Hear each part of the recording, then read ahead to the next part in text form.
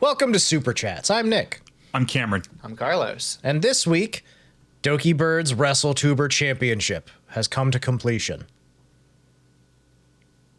That's all I got. That's all that happened. Oh, wait, no. We got a whole new generation of Pixel Link. Yeah.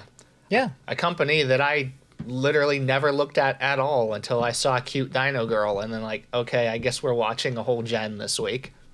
Exactly. And that's basically what drew me into. That's how I learned about it, is Twitter pushed the Dino Girl on me. And then we've got some other cool stuff going on, too, that we're going to talk about. So, yeah, stick around.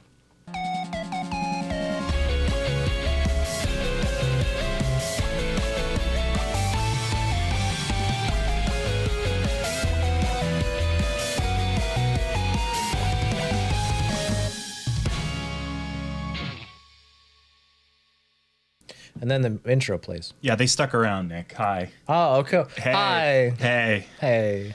Sorry, we're a little temporally confused. How's it going? I know it's going really well for some folks out there who were really looking forward to a lot of the cool stuff that happened this week, which we're very excited to get into. But before we do, I figured I was going to swap some stuff around on us here. And we were going to start with a question. Oh, that scares me. Yeah, I know. It's okay. Change is good. Take a deep breath. We're all right. But I did move something to the forefront for us to address because I think it makes for an interesting question and sort of a good discussion to get us going, get the ball rolling this week. I've been doing this more often, and I like the idea of it, right? So the news behind this is that Cover has revealed some new interesting information in their latest financial statement. Some sort of outlooks for the future, what they're planning on doing next. Oh, I actually know about this. Yes. So they'll be focusing, it's been pointed out a lot on Twitter at least, that they're going to be focusing on less debuting new talents, more pushing current talents, getting folks that already exist in the sphere, get their names out there, in front of more faces, probably do more collaborations with like businesses and crossovers and things like that. They're going to be strengthening their current IPs as opposed to debuting new ones all the time. Mm-hmm. So I guess the first thing is, how do we feel about that? So, I mean, the blunt way to put it is, well, for us, relief. Feel that for right now. That is for sure. Cameron, thought? I feel like most of my thoughts are just very complicated on it, but this announcement aligns perfectly with what I foresee occurring in the industry. We are congested. It makes more sense for Cover to focus on what they already have that is advantageous and strengthen that, as opposed to continue to publish new branches and generations in the hope that every single one of them will be a banger. I doubt they're going to stop putting out new generations. I just think they're going to slow down a little bit. They never said they were stopping. Good look. You can't. They said they are not going to be doing it regularly on a schedule anymore. It will be sporadic, I suppose, as they feel that it's needed, or if something special comes up. Yeah, I think they've definitely got more work to do filling out the English side of things, at the very least. We've got 3 generations of English, 6 generations of JP before they released Device into the world. I think that's also probably going to be part of their strategy, is specializing more groups as they come out. Sort of like throwing them into their own branches and things like that. Or not even branches, but like subdivisions. They did specify they were doing that. Yeah. Specifically with subdivisions. And it makes a lot of sense, frankly. We've got a pretty good number of guys. I'm sure we'll get more English guys. I don't think we're fully stocked up on them currently. I do think that we're definitely getting a new generation of English. Not immediately. Don't get me wrong. We've had Advent for some months now, and they continue to impress and just be wonderful and great. I think that's probably the next thing we can really look forward to, is probably a new generation of English talent. Mm-hmm. I would expect that. But again, they're definitely slowing down. They were already slowing down. So pointing out that that's what they're doing isn't really changing a whole lot, frankly. Yeah, my kind of takeaway from this really is they're at the top right now. They don't need to prove themselves with new generations anymore. They don't need more talents. They just need to expand the actual business that the talents are working with.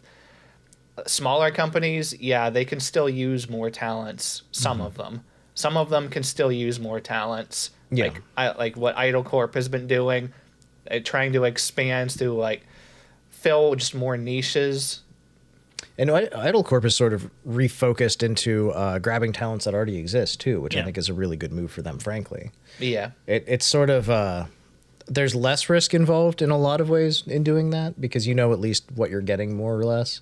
It hasn't always worked out for them in the past, frankly, but going forward, hopefully it's something that'll be something that really does work for their advantage. Do you like this for Hololive though? Yeah. Do you like this slowing down? I know you said in the past, Cameron, I thought this was really interesting from your perspective too, that there's a lot of VTubers, too many for us to keep up with right now. Yeah. I was already struggling to keep up back when it was Promise. Like Promise was when I started to realize there's no way I can now.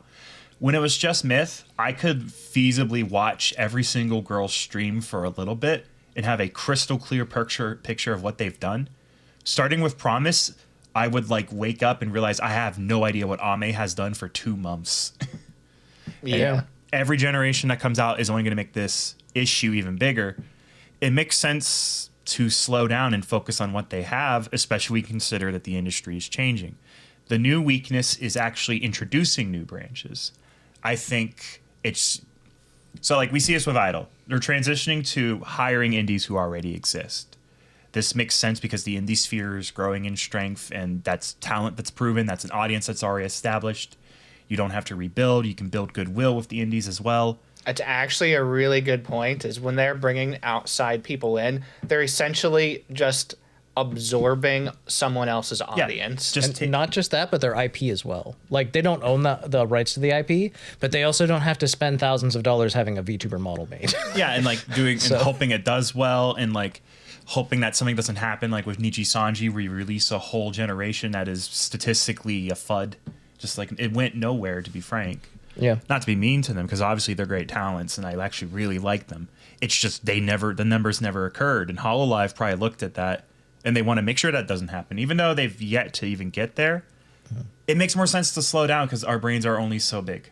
Yes. It's still a meme to this day that most people can't name every member of Hololive, let alone the spheres beyond. Exactly. Well, they kind of even... It wasn't entirely the same situation, but they already showed that with Regloss whenever they debuted, and their numbers were very slow to get going.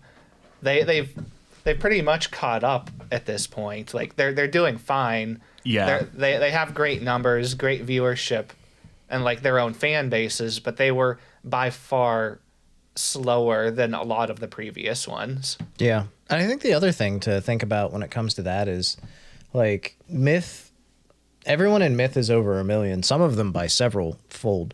Yeah.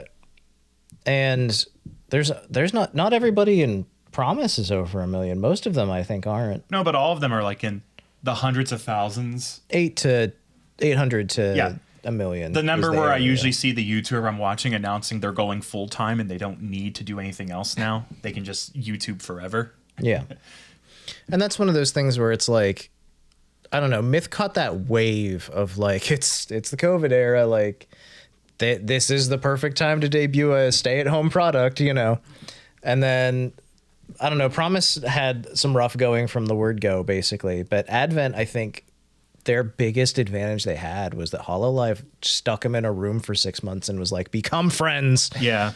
And that really played to their advantage because it's just more fun to watch a group of people that know how to work together. You know, people that are friends, they're going to produce more like cohesive content because there's a lot of unspoken things. You have to form a group dynamic. You have to understand inherently how the flow is going to go. Now, there's a part of me that wanted to critique that. I was critiquing in my head. I wasn't going to share it, but this is still interesting where it's like, you got to force people to be friends just on a show. Real friendship can't come from, hey, Carlos. These two had never met until I sat them down together. I have yet to see Carlos outside of recording day. Yeah. And, and I still like the guy. Again, it's just literally once you figure out the dynamics and you get how the group is going to work, especially on camera, as it turns out, which is a new thing that I've learned from doing this podcast. It's easier to make things flow, I say awkwardly. But there's little things you pick up on. There's little cues that you can throw to people. I can look at Cameron and then expect him to reply to me. Yeah, so there you go. It's the little things like that, and obviously, if they're VTubing and they're all in different places, that's different things at play in that regard. Well, the big advantage to it too is, especially in a situation like this, is if you've literally hired somebody that's willing to go on camera and pretend to be an anime girl for a living, chances are they probably have at least something in common with each other. True. Yeah. There's always a foundation that you can find, but it's really at that point do the personalities mesh. Yeah. Because you can have all of the same interests as the next person you talk to, but if you have a completely different opinion on all of those interests, if you have those interests for a different reason completely, if there's no perspective that you can share on it, it's really hard to talk to people about stuff like that. Yeah. Because we can both say that we like the same video game and say that we like it for completely different reasons. You know what I mean? Yeah. So it's interesting because at that point, it's like you just have to have cohesive personalities. You have to have a group dynamic that works, good personalities for it. And basically, on top of those things, they have to be entertaining as like individual acts, basically. Because most of the time, they're not collaborating. Most of the time, they're independently streaming and doing whatever, you know? Mm-hmm. So you have to have all of these things in a really good Hololive streamer and a really good Hololive talent, I guess. Yeah. So there's a lot that goes into it. And I'm just really glad that Hololive is taking this tact and they're giving them a lot more time at the very least to cook together, you know? Yeah. That's how you make a good stew. And in general, it just doesn't make sense to continue debuting generations. Like I said, we're hitting critical mass and saturation of the market. I don't know. There's a reason you're going to be seeing all these new companies struggle to kind of make any headway, because every time a new generation is introduced anywhere, it's a big ask because we already follow so many. When Hololive debuted these generations and when a lot of these early companies debuted, it wasn't asking much of us. It was asking us to try something. It's the best way to think of it as like back when subscription apps was a thing. It was nothing to do Netflix. It's like, oh, hell yeah. $10 or whatever the hell a month and I get all the thing. By the time like Peacock fucking came out, by the time fucking Paramount Plus came out, I was like, I don't know. I got to compare you to Netflix real quick. Yeah. It's generations don't come out in a vacuum. It makes more sense to debut more cool shows in Netflix and fix the service that's already there as opposed to another side thing. Yeah. Metaphor got a little lost, but you get the idea. I like that point, though, that you were driving towards, because it does also come down to a point where by the time Peacock comes out, I'm like, all right, well, what the fuck does Peacock have on it?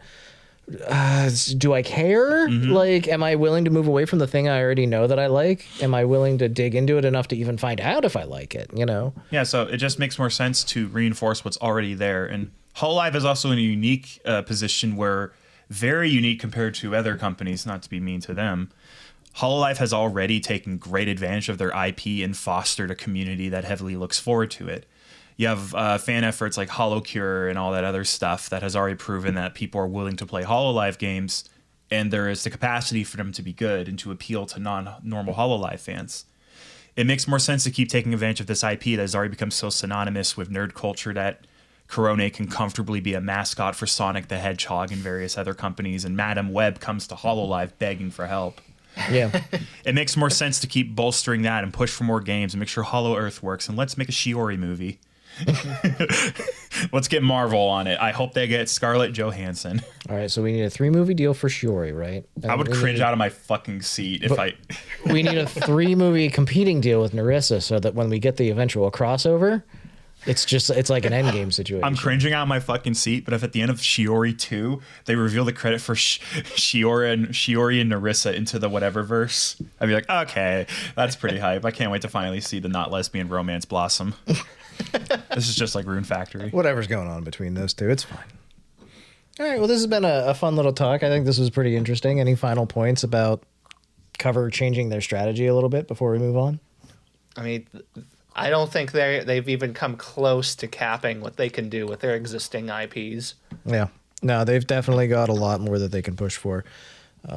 Let's get everyone to 4 million subscribers. What do we say? They're getting in fistfights over the dome.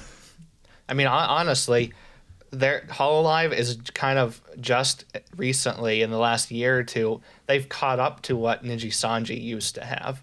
Yeah. Because Niji Sanji used to be the top dog that got all the huge, major, like, brand deals. And Hololive is just kind of catching up with that. It's true, frankly. So I think that the other thing is that Hololive, they have a full stable of talents now as well. So that's going to be... Yeah. And they've been reliable talents for the most part. Like, we've only lost a few over the years, frankly. As compared to, like, as we mentioned earlier, Nijisanji just sort of putting talents out there to, like, figure it out or don't. Whatever, we don't care. There's a million more of you. Or all other small companies that come along, debut a generation, and then close after a few months. That's just it. Because we've seen that how many times this year alone of just company. We've seen at least 3 company closures this year. Yeah. So, which is going to happen whenever there's a big boom. There's eventually a contraction of the market. Don't get me wrong, but it still sucks. You've still got talent, you know, trying to figure out what they're going to do next. People losing their IP and everything like that. So, okay. All right, let's hop into the big news stories then. We'll start with the new debuts this week, as we have just been talking about the entire corporate space of VTubing. Pixel who, again, I've never heard of until now. I think we may have, like, brushed up against them one time. I only know the name. I know the names of a lot of these agencies, but I don't really follow a lot of them. Yeah. That's I think what it is we've talked about, I think we may have talked about the graduation of the one talent that graduated from Pixel. Maybe that's it. But for the rest of it, I don't really know anybody. So, but I know the new people now because I got to watch all their debuts, right? Yeah. So we'll start off. We'll do order of release because that's how we got them written down, anyways. And we started with Kanna Yanagi. She is a duck detective, just like that game that came out like 4 days ago. Duck Detective. Did you need another detective VTuber? Because you got one. It's evergreen. It's true. It's free real estate. She is a blonde twin braided girl with a nice big swirly hair coming out of the side of her head. She has a blue checkered outfit that looks pretty cool. She wears glasses, which are versatile. She's 29 and perfectly okay to tell you that. She made a huge point of talking about that. So, guys, I want you to know my real age because that's very important to the type of content. And when I start talking about games that I played as a kid, you're going to figure it out anyway. Proud hag. She has really good energy, too. I just love the fact that she owns stuff like that. Please don't call people just a year older than me a hag. I'm a fossil, Cameron. There is no reviving this dead star. I turned 34 last week. I'm canonically dead in this timeline. And I have been for several decades, or as we call it, 3 months. It's okay. In the anime world, once you hit like 25, you're just dead. Yeah, that's it. Like, I can name... In Japan. Hey. One of my favorite anime / manga got canceled because they realized no one gives a shit about men in their 30s. So Mood. Rest in peace, gangsta. All right. Her birthday, speaking of being 29 and proud, is September 29th. Sorry, September 15th. She's 162 centimeters tall, or 5'3", if that is something that interests you. She speaks duck. Of course she does. English, Norwegian, and Passion Japanese. She actually showed off her Norwegian language. Yeah. It was neat. It's she has, I would say, a very, very slight accent, if anything. But it's one of those things I had to like really try to pay attention to, kind of. I have a question. Go ahead. Is Norwegia in Europe? Which ocean? Yeah. I believe so. It's one of those ones that looks like a wiener at the top of Europe, right? Yeah, it's right next to Finnish land. Oh, yeah. It's where the Finnish people come from. I'm going to finish you. Oh. Wink. Oh. Winky Sexually or murder? First one, then the other. Pick an order. Now, the order of operations is vital, I must emphasize. I'm not a fucking pervert. Oh, man. All right. She's known the other girls for 6 months already, which, again, I feel like is the right way to do a generation, frankly. Let them know each other. Let them cook for a while. Let them play Call of Duty together and call each other mean names that aren't appropriate. Get them drunk on a bus to Dallas. There you go. Let's just see what happens, man. So yeah, she has a list of favorite anime, including things such as One Piece, Detective Conan, Golgo 13, Apothecary Diaries, Parasite, Durarara and Bakano, Black Lagoon, amazing. She really likes Elden Ring, Bloodborne, God of War, Alan Wake 2, Resident Evil 4, Guilty Gear Strive, Idle Showdown, Monster World, Goose Duck, Fall Guys, all kinds of stuff. She's got a very wide breadth of gaming. Yeah, she's got Fire Emblem Awakening in her games too. Yeah, she really likes action and fighting games. She says she's going to be doing weekly fighting game streams. Oh, nice. Very cool stuff. It's time to get into fighting games with Kanna and Yanagi. There you go.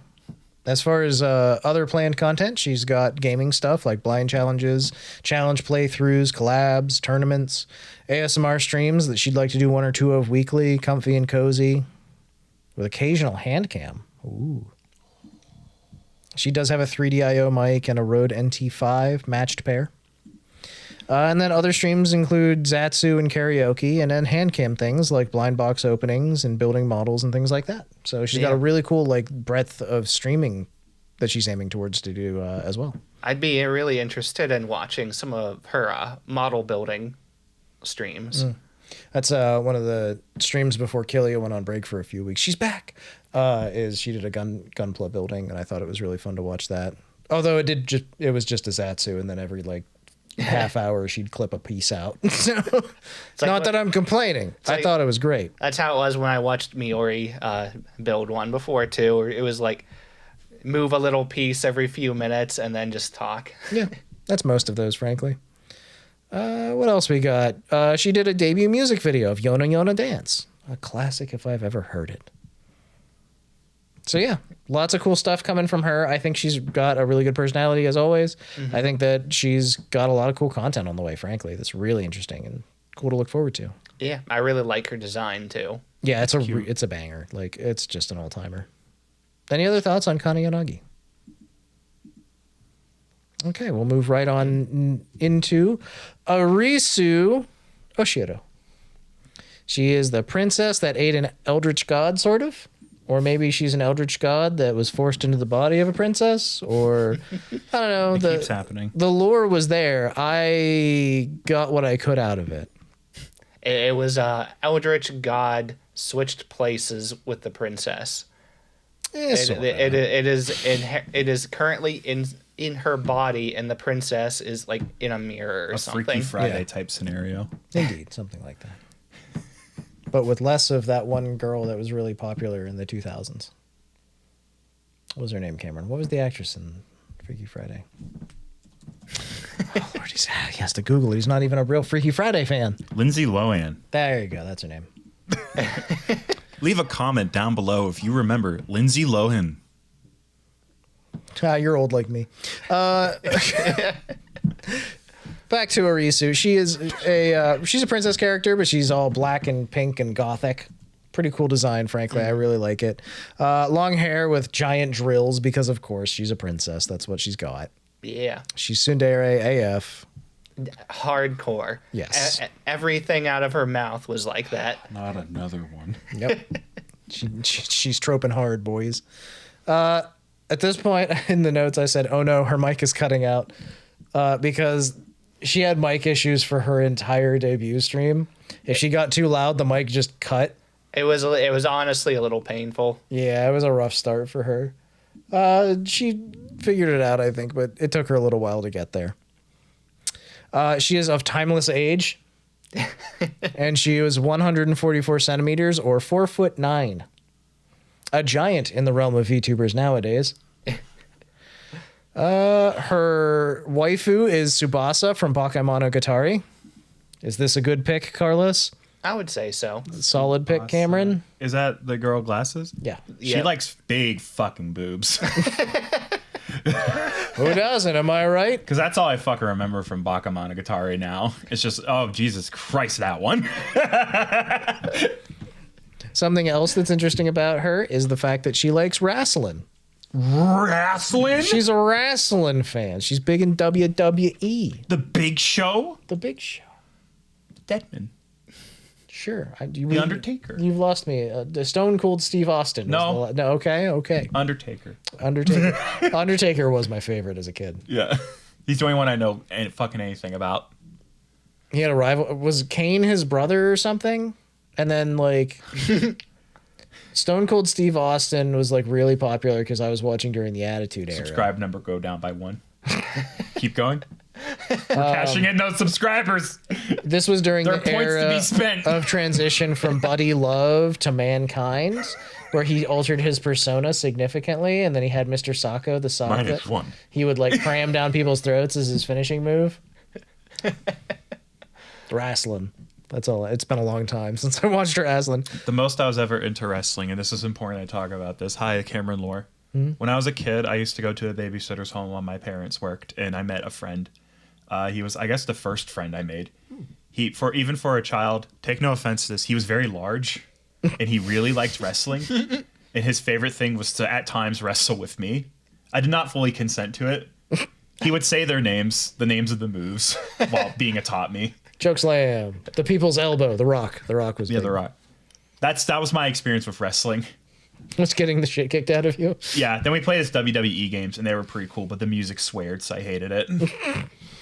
Wrestling was always the really, really cool thing when I was a kid that I was too poor to afford to watch. Yeah. Dude, pay-per-views were like really expensive. My entire family, like extended family, cousins and stuff, we would all get together at one person's house to watch pay-per-views. It was always like a big event. She also likes card games. She's the only person I've ever seen mention Weiss Schwartz that wasn't sponsored by them. Finally, someone figured out how to play it. Yeah, exactly. She says she knows how to play, but it was not a primary card game that she actively It's plays. no one's. It's the way it goes, man. Yeah. I think that her stream crashed early because like she just sort of froze. It And- just stopped. Yeah, and everyone was just like, I love the chat at the time because the chat was all just yelling, hold the line, while like the little loading circle spun. And then eventually like it just raided over into her debut cover. And everyone was like, we did not hold the line, guys. It was really funny for chat. I didn't watch her 2.0 to see, like, hear if she talked about it at all. But I mean, it stopped at the 45-minute mark like the others. Yeah, so I don't know if she just wasn't finished or what was going on, but either way, she also her debut music video was Lucifer. It's a cool song. She did a really cool version of it, so I thought it was really neat. Her voice was pretty crazy in that, honestly. Oh yeah, no, she did some stuff. She with her voice in that. She had some high highs and low lows in her voice. Anime she likes includes JoJo's Bizarre Adventure, Fullmetal Alchemist Brotherhood, Yu Yu Hakusho, Dragon Ball, Hunter x Hunter, Code Geass, Bakemonogatari. Manga includes Goodnight Punpun or Oyasumi Punpun, Berserk, Zatch Bell, You know who's got the power. By the way, Chobits, and what? the ones that she has, her top 3 there, are actually her top 3 for the categories. So it's not interesting that her top 3 manga is Zatch Bell, Berserk, and Goodnight Poon Poon. What the fuck? What the fuck made her go, all right, I'm going to tell you straight up. Berserk is a masterpiece. The art is incredible. The storytelling influential, and the dark fantasy. But Zatch Bell. I thought you were talking about Zatch Bell the whole time. And her favorite games are God of War, the remake, not remake, the modern one, Fire Emblem Awakening. Good game, good And game, her good favorite game of all time is Sly 2, Band of Thieves. I won't slight that taste. Yeah. She said her goal is to make people care about that game again. Oh, God bless you. Other games include Horizon Zero Dawn, Card Fight Vanguard, The House in Fata Morgana, Weiss Schwartz, Slay the Spire, Overwatch 2. Oh yeah, she did say that she was a big Overwatch 2 player, so and she apologized for it. Yeah, and then heavily apologized. She's like, guys, I can't say anything about it, but I'm actually really good at it. I mean, hey. I mean, I watch Sayu from Face Connect play it sometimes. She's good at it too. I have a good time. There you go. Own your cringe. That's what I do. I'm on a podcast where we talk about VTubers all day. Speaking of, I assume we're done. Anything else about her? Any other thoughts? I like her. I think she's good, frankly. Chio Chompi is the next one. Chio Chompi, a dinosaur girl VTuber. The one that firmly grabbed my attention for this company and brought it in. Yes. She was the one that I saw on Twitter a lot because her model is just like bonkers and really cool. And that was just sort of the general consensus was everyone was like, wow, what a cool design immediately. Yeah. And yes, she starts off with a good lore video that looks like it's drawn with crayon. And her model is that she's got green hair. She's got big horns because she's a dinosaur, but they kind of like, they look like Oni horns. You said, you pointed out, and I agree with you, frankly. She got pointy teeths because she's a dinosaur. She goes, rah, rah, rah. She got pointy teeth. Yeah. And she's got a big yellowish, orangish hoodie that says rawr with a bunch of button badges and stuff all over it. Just generally a cool design. Yeah. Her design was so catchy. Yeah. Immediately, frankly. Also, one of my favorite points from the from her lore video was it's like, you know, I got hit by a meteor, I got isekai'd, I'm small now. It's like nobody likes me in this human world either because I'm small and weird. And it's like then the Pixel Link, they came for me. They came to offer me employment. Oh. She just wants a friend. She got employment. It's pretty good stuff. She reminds me a lot though that for the connection I made, Ayame from Hololive. Yeah, she does have the horns like that. There's pretty similar there, frankly. The horns and like a general feel even. Yeah. Yeah, because she does seem like she's just she's having fun. She's kind of goofing, you know? And also very cute. She's 66 million years old or 2 days old. Something like that. She's not really quite sure. Her hatch day, because she doesn't have a birthday, she's a dinosaur. She came out of an egg. Her hatch day is June 30th. Cameron. Yes. She is 120 centimeters tall, which is 3'11". We've broken the 4-foot barrier. She is officially the shortest VTuber I've ever heard of. Why are they so small? We just keep coming out with new, smaller models. Why are they so fucking small? That's what happens when things are designed by the Japanese, apparently. I'm gonna make a model that's just one fucking pixel. That's what they did with cars. Hi, it's me. I'm a circus ant. That's basically it. I love Chobits. Boop, boop, boop, boop. And Hunter Hunter and fucking Gintama. It has to be Gintama. I fucking love Gintama. I'll kill any motherfucker for Gintama. My favorite part in Gintama is when Gintama meets his evil brother Vader. And they get all over each other. Tama. Cameron. There's lightsabers in episode 1. I'm so smart. I'm so smart. I'm so smart. I'm so smart. Everyone knows I'm smart. Survey says Family Feud. Who's smart? Cameron. 100 top board. Steve Harvey goes, whoa. Number 2 is penis. And then Steve Harvey goes, no way. No way. Number 3, sex. Why are you making me say that? Sex? What? Number 4, carrot. That could be sexual.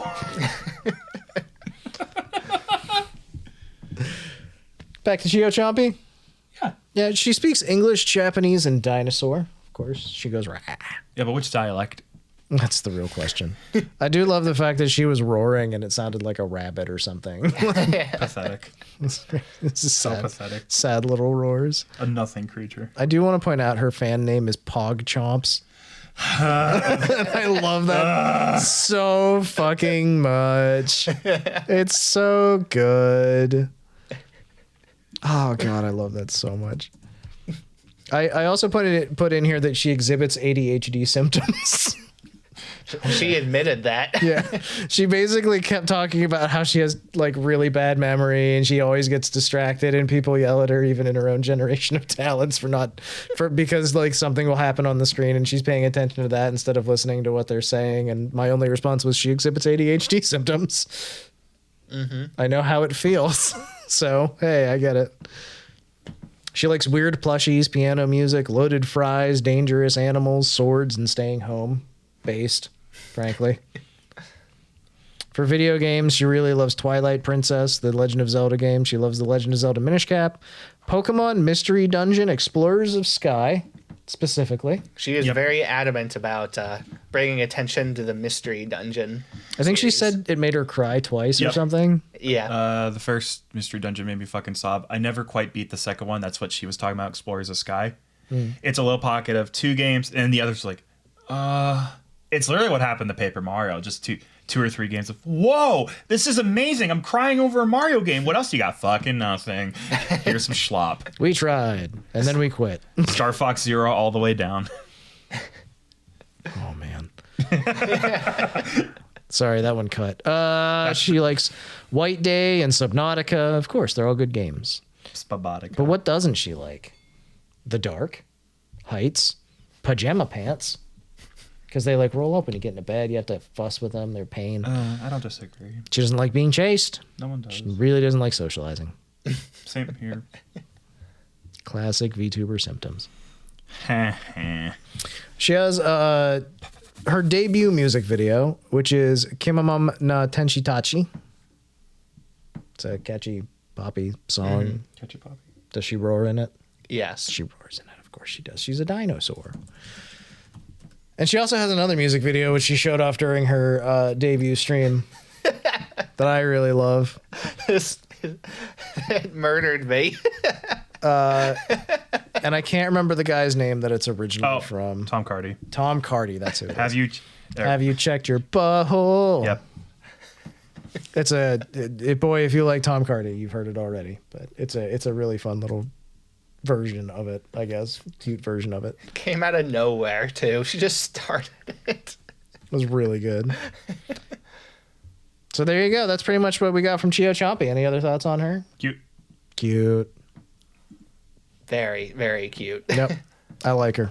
She's really gonna go places. I feel like she's doing good. Next up, we had Daiya Fortuna. She really likes fish, so she would Daiya Fortuna. Hey. Yeah, she's a gambler. She's a gambling lady. Oh.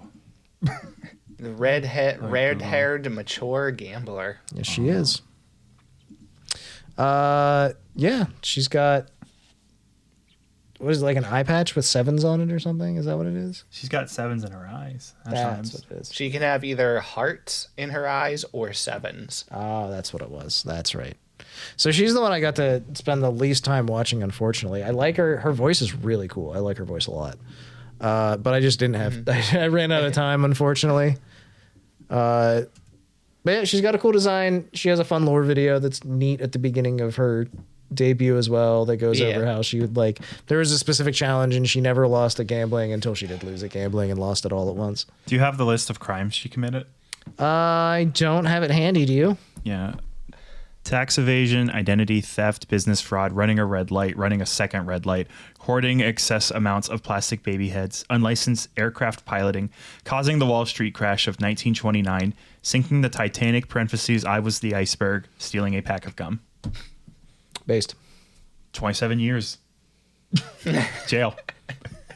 5 million bond. Well, would you like to know that she's old enough to drink, gamble, and make bad decisions? Legally? Legally. Okay. She refused to elaborate further. Or that she is the tallest person in Pixelink at 5'8". Jesus Christ. I just want to. Why are you laughing at 5'8", Cam? What's wrong with being 5'8"? I just want a lady. Who's Some would taller than me. some would say that's the average height of an American male. They'd be wrong, but they would be pretty close. That's weird. Why are you getting so defensive out of I nowhere? don't know. Maybe I just don't judge people based on their height because I'm not a jerk. Wait a minute, Nick. I figured it out. Go ahead. You're a statistician. Yeah, You get upset when you hear things that just like, oh, it's swaying my data. you got it, man.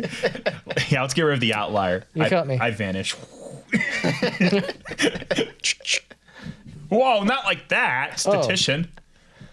Statistically speaking, only one of us is getting out of here.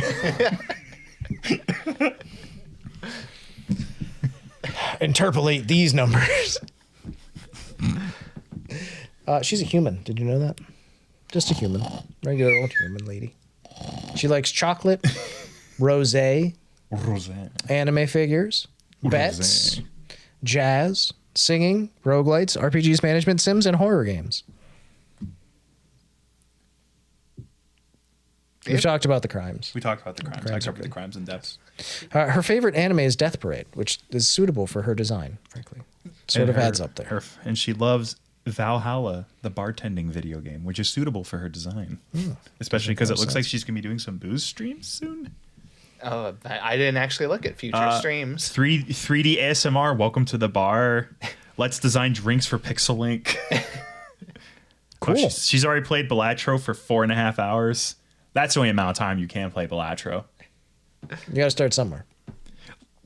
Like you're literally there seething, your body's like vibrating, blood's going in your head. It's like, I want to stop. And Balatro goes, it has not been 4.5 hours. It is not time yet for you to end this. Keep going. But, see, there was one thing about her, though, that just stuck in my head and my brain would not let it go. Mm-hmm. I don't know why. It was just her one crime that she collects plastic baby doll heads. I'm like, that's normal. My brain would not let that go. You don't? I don't even know why that's a crime. That seems normal to me. Seems perfectly normal. She has a debut cover of Loveka. Yeah, it was pretty good. Was it good? I missed on this one. It was a little bit jazzy. It wasn't really traditional jazz, though. I don't know how to explain it, honestly. I'm disturbed by the fact the anime girl didn't do traditional jazz. Non-traditional jazz spotted. Can I take the shot? I'll play it for like 4 seconds and I can tell you. I'm a musician. Hi, everyone. Put a little name card. Musician. Thank you. Neo swing. Yeah, it's very swingy. Electro swing, neo swing. Next. All right, that's it. That's Pixel Link. What do we think?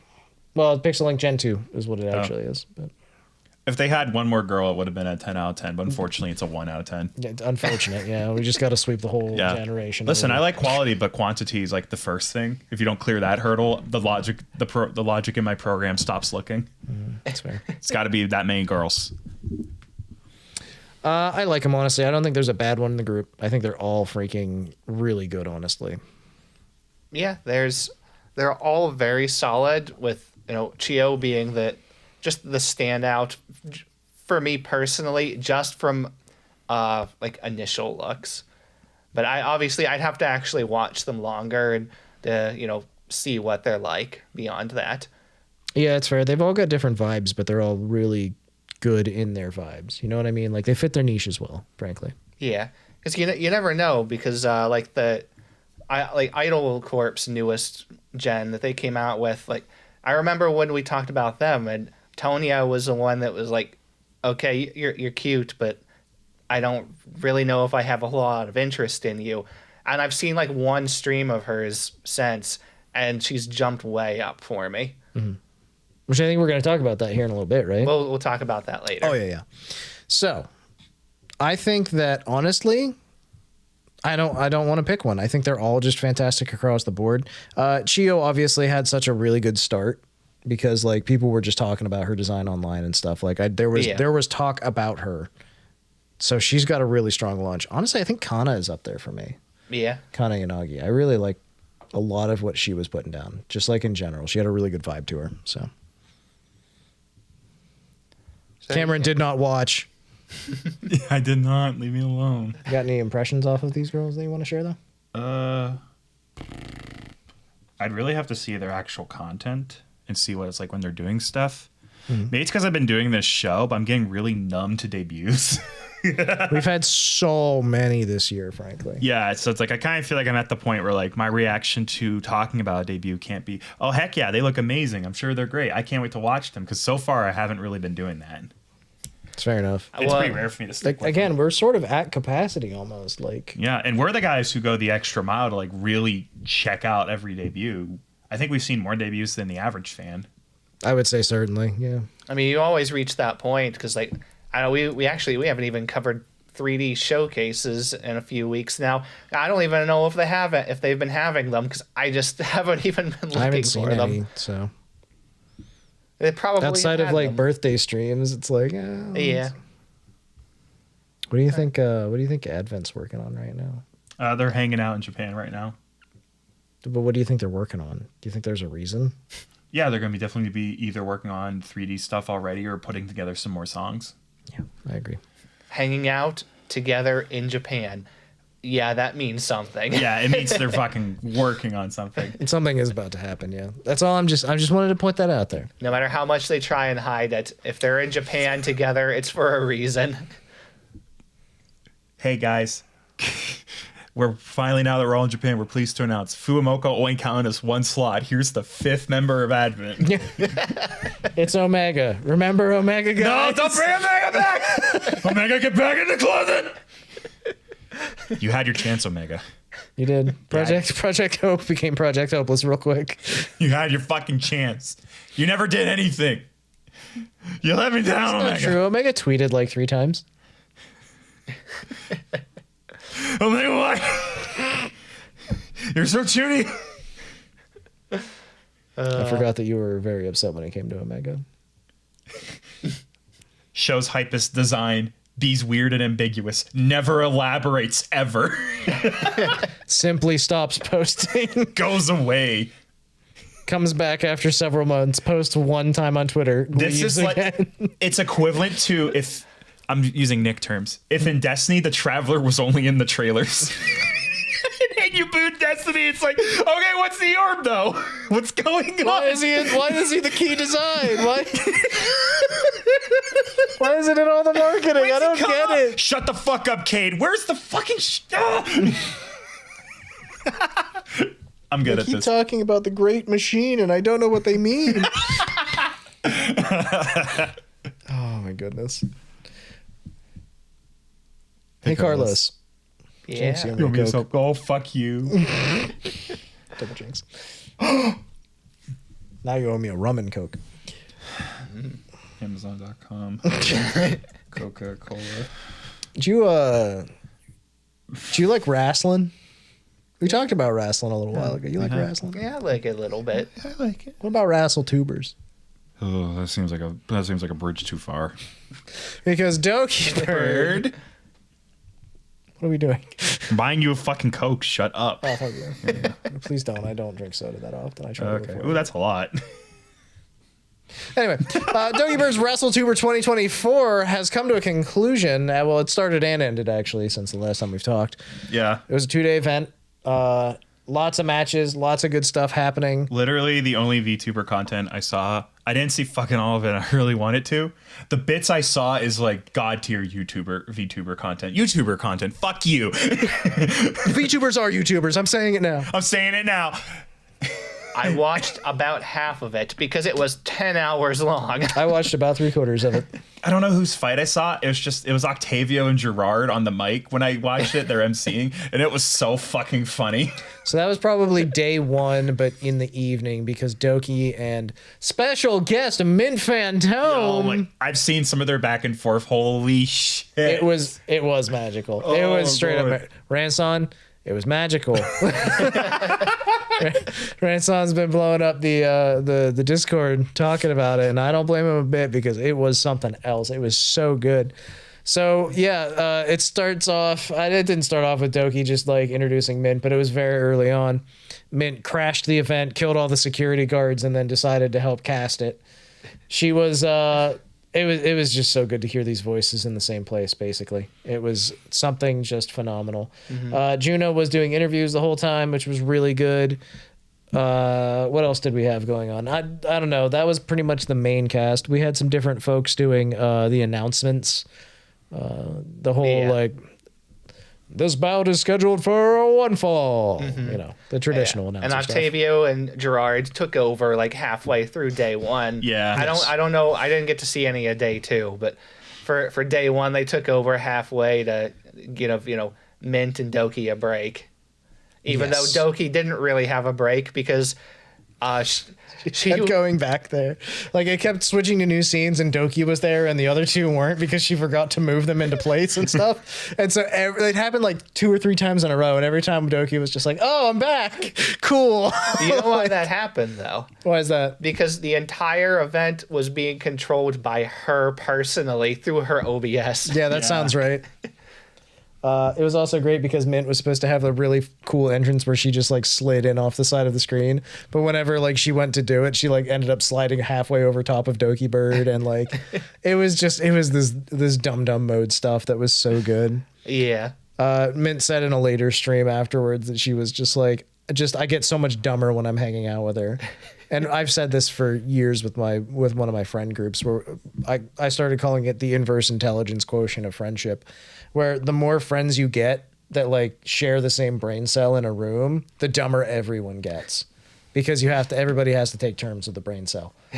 And if like there's some people that just vibe so strongly on the same wavelength that they get together and they're just idiots immediately, Yeah. So it is one of those things where you get people together, you start acting silly, you start having fun, you just get stupid.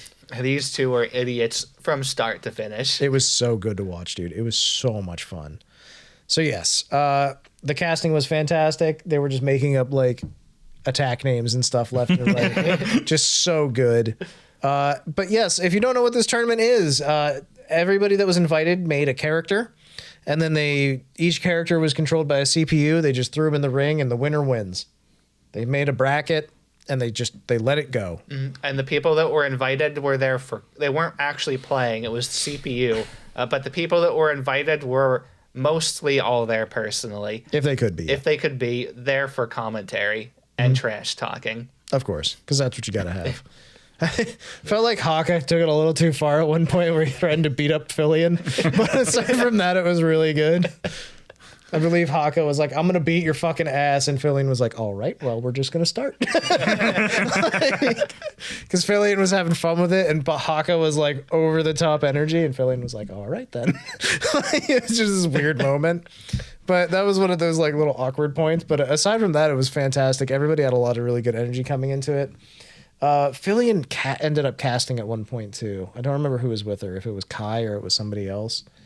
But I do know that she had no idea who the hell. I think it was Bettel was. Because she's just like she looked and she was just like, "Oh, if I had the names like in front of me in the Discord," and then she was like, waited a few seconds, she's just like, "Are you Charlie?" So she like called him Charlie, and he's just like, "Yeah, I'm Charlie." Whatever, fuck it. Like, because she had no idea who anybody was. Like, it was just really fun stuff, frankly.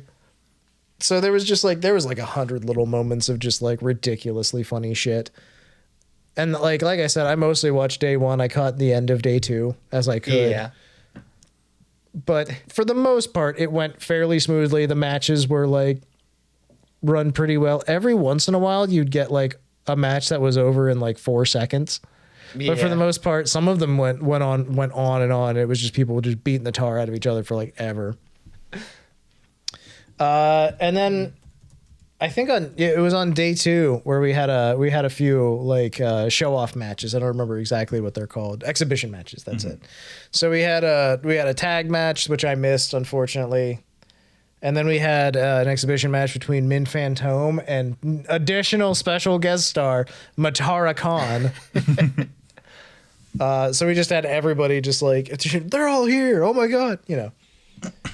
Lots of really, really good content. Lots of really good battles. It was so weird that the first exhibition match that they did at the very start of the tournament, it was Neuro versus Zentreya, which was really, really weird and awkward because so Zentreya exclusively uses text-to-speech to talk. Correct. Neuro, being AI controlled, has to read and then calculate what it's going to say before it speaks. So both of them, before they said anything, there was super long, awkward pauses between conversations. Amazing. Hey, was Rin in this? Rin's computer fucking died. So she could not attend and she lost her wrestler. Immediately. I have no idea how much she participated. She did still participate. Oh, good. At least she had a fucking chance to be in it for a bit. We missed it, but the event was also sponsored by GamerSubs. Sponsored. So there you go. Sponsored content.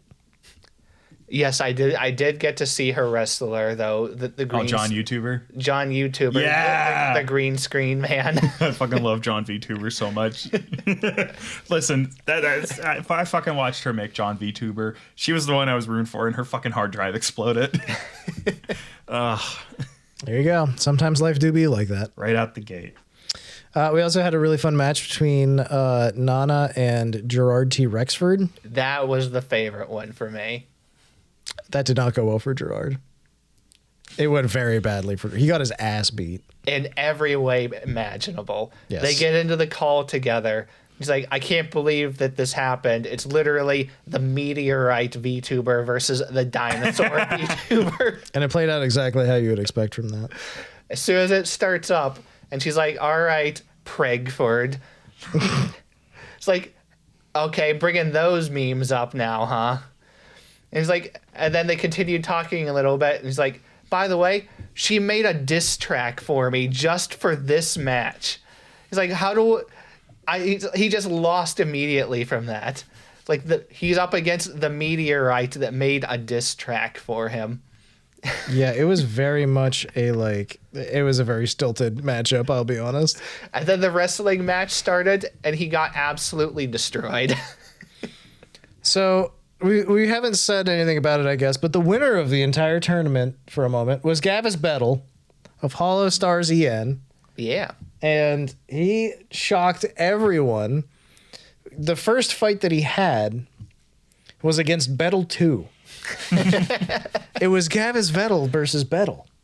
It was Bettel v. Bettel for the first match because I didn't know this, but Gavis Bettel has a twin brother. They needed someone to fill out the roster. So it was a Bettel v. Bettel for real. May the better Bettel win. The better Bettel, exactly. The better Bettel battle. Actively right now they're currently doing a Wrestle Tuber after party. So hopefully that's going well for Dokibird. I just noticed that as I opened up my web browser, you see. Oh, the internet. And then Bettel proceeded to get just further and further through the matches. No one really expected him to do half as well as he ended up doing. The final was Bettel versus Filion, I believe. Yeah. And it went for a while. It was back and forth the whole time. Really, actually, like fun and exciting match to watch. And then Bettel barely pulls it out right at the end, and in fact, he shouldn't have won at one point, but because he like broke the turnbuckle, the ref was in the corner fixing the turnbuckle when he was pinned for like 4 seconds straight. The ref was not doing their fucking job. And so then the ref runs over and does a 2 count and he kicks out or whatever. Amazing. Fucking cinematic moments occurred during this goddamn tournament. It was phenomenal. He barely pulls out the win, beats Filion for the victory for the Wrestle Tuber Championship of 2024. And then there appears a new challenger. It's time for a special follow-up match with Yuson. Now, I didn't know who Yuson was. I still barely know who Yuson is. But either way, Yuson, without digging too far into it, challenges Bettel immediately after Bettel wins the championship after a really long, hard-fought fight against Filion and beats his ass into the floor in like 4 seconds. Which was really funny and also sad. Which was great because Bettel was like, this is the funniest shit I've ever seen. And there were people that were like angry and like what the fuck was that? Like he was the champion for 14 seconds. What happened? the most realistic WWE wrestling and that's the thing. event ever. And so that's what it came down to. There were people that were actually upset about it, especially in the live chat. People were like, this is bullshit. But I think that's kind of like, you need moments like that. You need to have those like bullshit moments every once in a while for people to have something to rally against. That's just wrestling. Yeah, that's literally it. Which was great because no one knew what to say after it happened too. Because they had like similar stats, but there was no reason for him to get trounced that hard. He just got absolutely mullered. He just got ruined, man. And then afterwards, like Doki and Mint had to like be like, all right, well that was something. Bettles talked about it in his stream ever since, and he was like, Bettles like, yeah, I'm still getting the belt sent to me. Like he's getting the physical, like they have a physical actual belt that they're going to send to him. And Gamer Sub sponsored. Which was great. Yeah, exactly.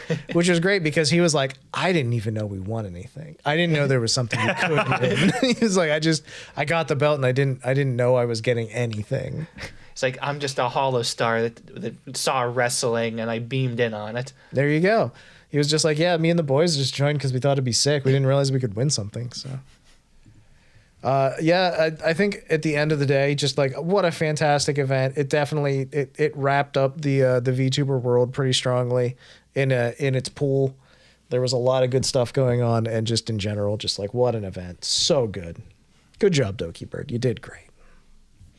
Do you guys have any other thoughts about the wrestling tournament? It was so good. I wish I had time to finish more of it. I might still do that yet. Yeah, I think that's this is one of those ones that's worth going back to. And she's already just like, I don't know, maybe we'll have to see what happens in Wrestle Tuber 2025. Yeah, let's go. I'm just like, oh yes, please keep doing this. This is so fucking fun. It's so good. All right, so that's Wrestle Tuber 2023. We took a quick break there, and now we're back. And we're back to talk about sad news right now. So, it's a graduation report. We get these time and again. It is what it is. Yuko Yurei will be graduating from Idol on May 31st, 2024. She is doing a 5-day stream marathon until her graduation. So, by the time this goes live, you might be able to catch her last stream, basically. Yeah, she'll be streaming her final stream day will be the day this comes out. Yeah. And so, unfortunately, like, this is just one of those things that happens now and again. She decided to move on to greener pastures or whatever she's doing. And so we wish her all the luck in the world. We always enjoyed Yuko for her unique things that she's done in the past. And so, yeah, basically, good luck out there. We hope the best for you. It's very unfortunate. She was the one that got me watching Idol Corp stuff to begin with. I kind of never really stopped watching her, honestly. She just kind of stopped streaming, and this eventually happened. Yep. So like we said, we got 5 days of streams, and then she's out. So yeah. She seems to be pretty... Like, she's joking about it. She started her marathon by coming out on a virtual stage and wearing a gown and cap that she drew. So she seems to be pretty upbeat about it just in general. So yeah. I mean, I hope what it is. I hope the best for her. It's just I know there was some stuff going on, but yeah, she changed her content focus and some things like that, and then I guess it kind of screwed with what was going on for her. So yeah, it's unfortunate that she tried changing her content up, and it seems that, I don't know, it was very sudden, very unexpected, and it seems like it just isn't something that she wanted to be a part of anymore. And weathering through it and starting over all over again, trying to build up her community, it was going to be really rough. Yeah. So I think it just comes back again to hope everything goes better for you wherever you go next, Yuko.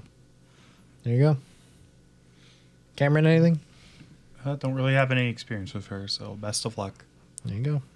Very unfortunate. I shared a picture with these two a little bit earlier that I ordered Idol Corp merch last year. Yeah, that's right. I ordered Idol Corp merch in September. It was some of their stuff that's been like super delayed. I don't even know if I'm ever going to get it at this point. And two of the people that I ordered merch for are now graduated or gone. She's one of them. Riro was the other one. So like two of the people I'm getting merch that aren't even going to be for the they aren't even at the company anymore. Pretty much. It's a little rough, but Carlos knows how to pick them. I'm literally like at this point I'm ranking up a list of people that I actively watched that are now just graduating. It's a little, I mean, I don't know. It's a very delayed merch drop, but also it's a weird industry. Yeah. But for this, I had been kind of bracing this for a while anyway.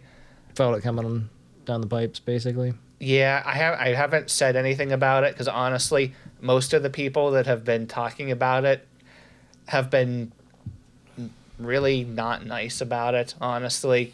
And I just kind of didn't want to bring it up and just make things worse. It sort of opens it up to that side of the community and stuff. So yeah, and people being mean for meanness' sake. So, which is something we don't support generally. Okay, well, that sucks, like I said, but I'll be tuning in for some of her stuff the next few days. Just one last goodbye, I suppose. There you go. Well, gentlemen, are we ready to move on to the news bits then? Let's go. Yeah. The smaller stories that we're not going to spend quite so long talking about. The news bits. Ba-bam. Holostars Tempest Vanguard has done a 3D showcase, or will be doing a 3D showcase. You put this in the wrong place. This should be under upcoming events, Carlos. What the hell? Cancel the show. Show's over. Can't fucking do this anymore. That'll be on June 16th to 17th, so look forward to that. Yeah. Small bit of, clerical information here. Gura's back. Gawr Gura get back. Yeah, she's done already 2 or 3 streams as of this recording. Yep, she's played Subnautica and Kingdom Come Deliverance and maybe even one other thing. Who knows? It's really telling that her first stream back had 30,000 concurrent viewers. Gawr Gura is an event. Yes, basically, if she shows up, it's an event. I know, because it goes. People were comparing it. She actually had more concurrent viewers than Doki's wrestling tournament. I know. I was watching both of them back and forth. And I was like, my head hurts, but it's so good that they're both here. A lot of people were really excited for her to be playing Kingdom Come Deliverance, though. Yeah, she had like 24,000 concurrent viewers on that one, at the very least that I saw. So there's not a whole lot to say about it. It's good to have her back. Welcome back, Goobs. Be a few more streams to catch and see how she's doing. Hell yeah. Semi-related news. Calliope Mori's back. That's right. Calliope Mori is back. She done got her knee fixed up. Yeah, so she had surgery done on her knee, for those of you who aren't in the loop. The surgery didn't go 100% as planned. I think she went to the details of what happened. I know she made a community post explaining, not the worst case scenario, but 2 spaces down happened. So the surgery lasted a little extra long, and I have to heal up. And I've been following Callie. She had been bedridden, and she does what every workaholic does when they're forced to take a break. Speaking as someone who kind of relates to the feeling. She watched everything on Netflix that she could possibly watch until it exhausted her of Netflix. Even while in bed, she was still like, I need to keep busy. I need to do a thing. Makes sense. Well, frankly. Along with her return, which I kind of had a feeling this is the only thing that could bring her back would be something very contractually obligated. She returned to announce that she has album number 2 coming out. That's right. Full album, not an EP. Yeah, so her previous work that I sung the high praises of and was my favorite of hers so far was an EP. I have yet to call it an EP. Every time I think of it, I just call it an album. Like, what the fuck? Albums are so short now and EPs are so long. What's happening? We're approaching singularity. Her second album, Phantomime, which I'm assuming is going to have some of the songs she has shared already on it. If so, I'm looking forward to that. She didn't give a track list. I know that. Yeah. So it could be anything. Yeah, no track lists yet. I'm very much looking forward to seeing how this turns out. Calliope, Mori albums excite me because I don't know, I like the level of artistry she does. I like her lyrics. I like how she has a little bit of bite in her. She usually tries to tackle real stuff instead of, for lack of better term, anime feel-wellisms. We can do it if we stick together, follow your dreams. Aren't we having fun? As opposed to lyrics where she's kind of trying to talk about some problems she's had in the past. I don't know. I always prefer that. I mean, she's even poked at her own company a little bit. Oh my God, has she? We talked about that during the break. Like her EP just had like so much critique of like her early days of Hololive, but she always clarified, "Oh, that critique isn't applicable anymore. They fixed everything I was talking about." But it's still cool that they let her write that stuff and be a little bit more bitey. Her new album is available for pre-order until June 3rd. If you pre-order now, you can get access to an exclusive version of it. There's two exclusive versions, Indeed. actually. Yes. One of them is a limited edition, and the other one is the limited dead box. A box full of things for the dead. It's true. She said that this album has a lot of summer bangers in it, and also focuses on the concept of duality. I find that fascinating. Yeah. It's a good thing I have already pre-ordered my copy. Let's go. Which one did you get? Which one was the most expensive again? So the regular edition is you get whatever. You get the basic CD, right? Yep. And you get a signed card. The limited edition comes with 3 alternative covers and 1 poster. And I believe the poster's signed, or you might get the card with that and it's signed. You get something signed. I bought this at 10:30 p.m. I don't know. And then there's the limited dead box, which has a bonus track, the poster, a TCG holder plus lanyard, a membership card that legally registers you as a member of the Deadbeats, Shit. 1 of 5 random trading cards. Can I still vote? Not in Nevada, I think, and 1 of 3 random postcards. It's a lot of stuff. And also, I think you can get it in CD or vinyl. Hoping it's CD. I hope what I bought was CD. If you get the vinyl, you can bring it over. We'll listen to it. If I knock frantically at your house, just know what's up. You can let yourself in. You know the password. It's fine. The password is use a claw hammer to open the door. Password is window. So yeah, that's Mori's back with a big announcement. And that's it. All right. So that's 2 members of Myth back on the table, boys. I don't think any other members of Myth left, so I think we're good. I think we still got Ame. No, Ame's away right now. Oh, go Ame Doko. Maybe we're getting a new gen.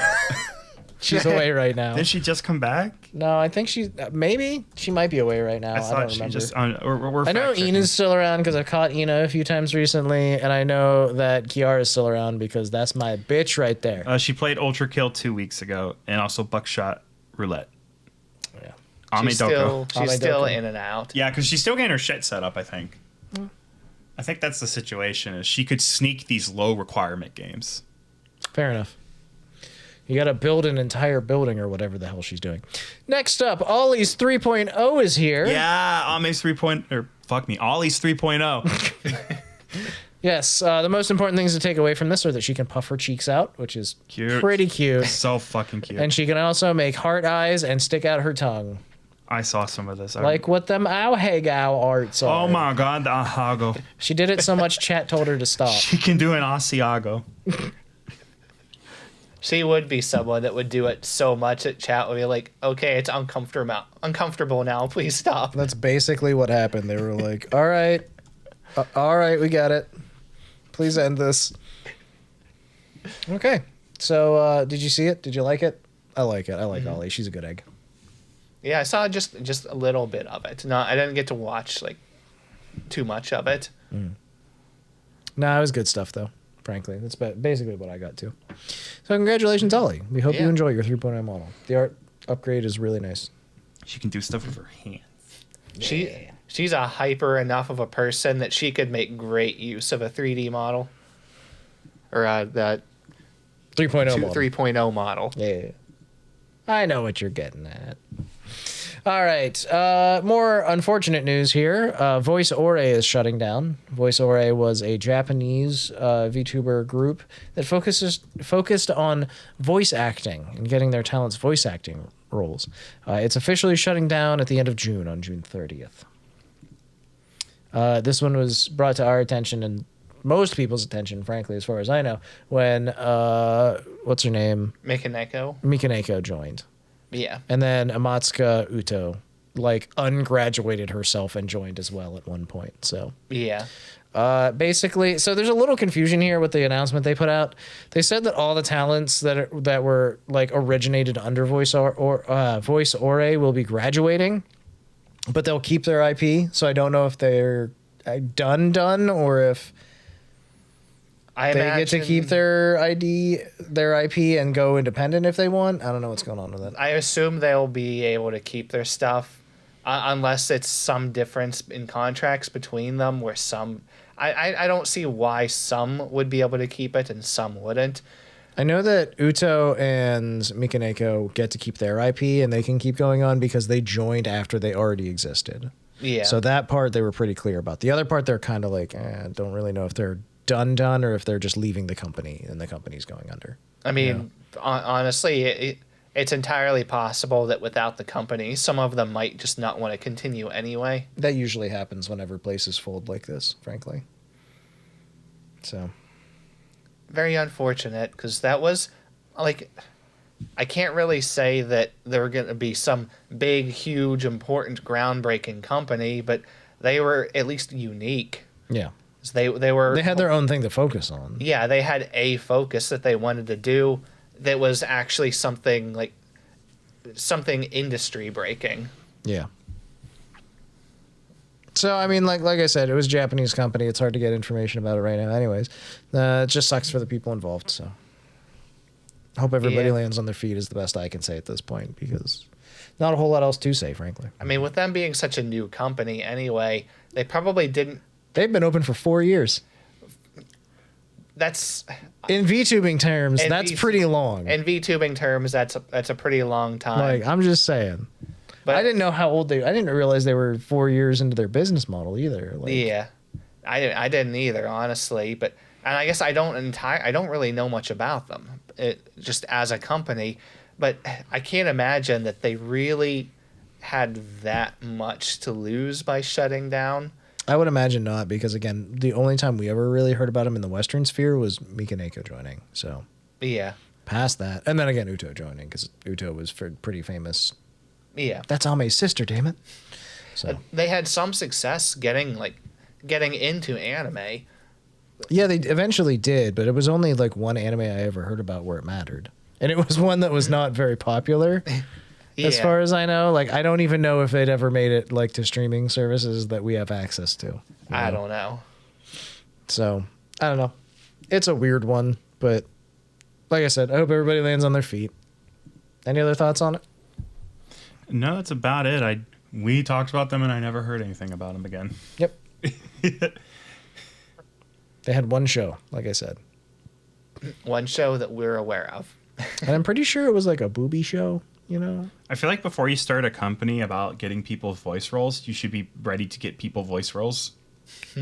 Right. Yeah, that makes sense. All right, we're going to switch over to upcoming events. AZKi is going to have her first major album released. It's going to be released on July 24th. AZKi from Hololive JP Gen 0. Nice. There's not a whole lot of details yet, but that's pretty exciting. Hoping for AZKi. She crossed 1 million subs recently. Congratulations again. So we're all happy and excited. And yeah, hopefully the album's a banger. So excited for that. Also upcoming, Obkatie Cat will be releasing a new cover on May 31st, which should be the day this goes out, I think. It's pretty close. Yeah. Okay. So after you're done with us, go check her out. It's a cover of Kingslayer featuring Furukuchi Mana and Zephyriana. Zephyriana. That's a name. Yes, it's a cool one. I like it. Okay, so yeah, that's the only upcoming stuff that I've got right now. If you know of any upcoming events, let us know, because we probably just missed them. You excited for another Obkatie Cat cover? Yeah, I am. Yeah, I'm interested. Still waiting on that Rolling Girl cover. Still waiting on that Kill Switch Engage cover. You preview these things, and then you're like, you'll get them in like 6 to 8 months, and I'm like, oh, that's not great. That hurts. I want more of it now. All right. But since we're already talking about music, shall we move on to the music section? We shall. Okay. We've got an original new song from the Holostars Uproar. It is called Kaleido Parade. This happened and came about during their 5th anniversary live that they did just this past week. It's a really jazzy, poppy song. The video is based around some key art.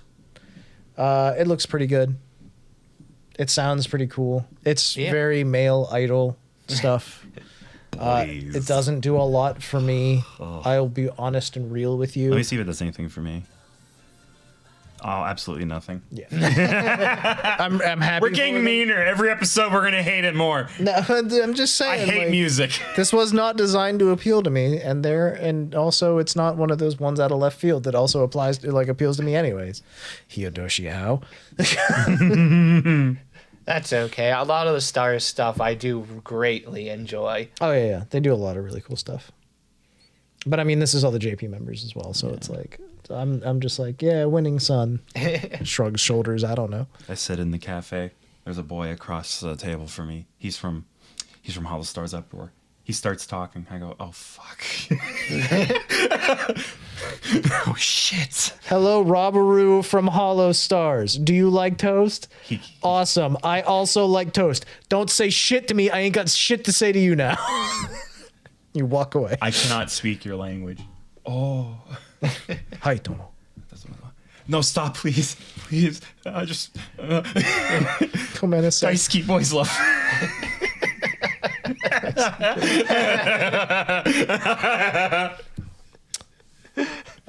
Ambrose. Ambrose? Oh, my God. It's a good week. It's a good week. All right. Off to whatever. It's fine. It's a week. God damn it, we're getting through it. I have to fly across the country in 2 days. I'm freaking out. Special.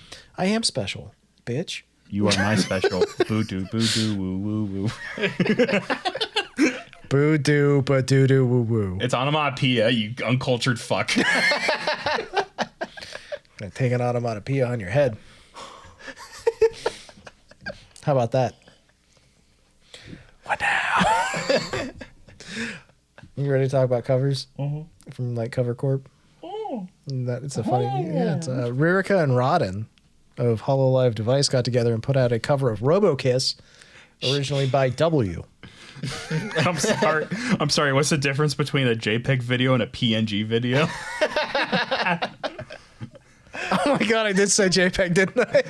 To be fair, I guess it is kind of a JPEG video because they don't do much with the image. No, they don't. They have a lot of high I effort definitely wrote JPEG video instead of PNG video. I was excited for some really bad editing. No, they pixelate it and stuff. It looks more JPEG-y actually, than PNG. But this is one key art. It is one key art. It's a hard one key art thing. And then the shit the editor was able to make, which is these really appealing Rhythm Heaven-esque little They are robot really arms. cool little 3D animations and stuff. I do like those.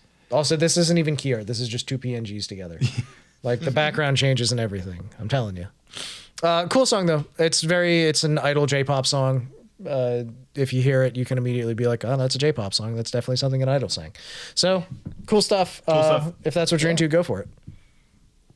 If you're a fan of W, the letter and or the idol group. Matsuri from Hololive Generation 1, I'm going to say, did a cover of Konotan Boogie by John Yakatori. This is really cool. It's very electropop, EDM, super danceable stuff.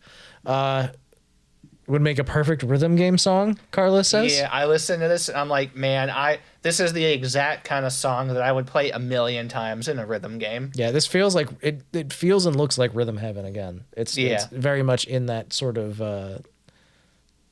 area, Got a really cute animated video, big round faces, that kind of stuff. Very, very kawaii, very chibi, all that good stuff. She has pointy teeth, in this one. Chompers. Cool video, cool song. Yeah, very unique video. Yeah, I like it a lot. Tarring Who from Globy has done a cover of Down by the River. By the river. Just pick your fucking class. Down, down, down. By the in your race. It's a beautiful cover. It's such a fucking. And she really hits the high notes in this. She does a really, really good job of it. Give us a 3-second taster.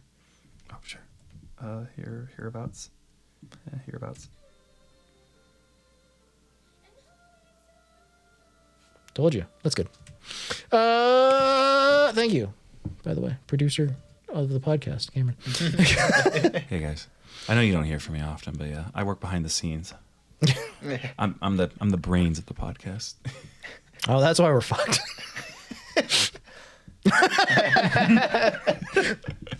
The emotions like washing across your face were amazing. If you're full of milk, I'd punch you in the tit.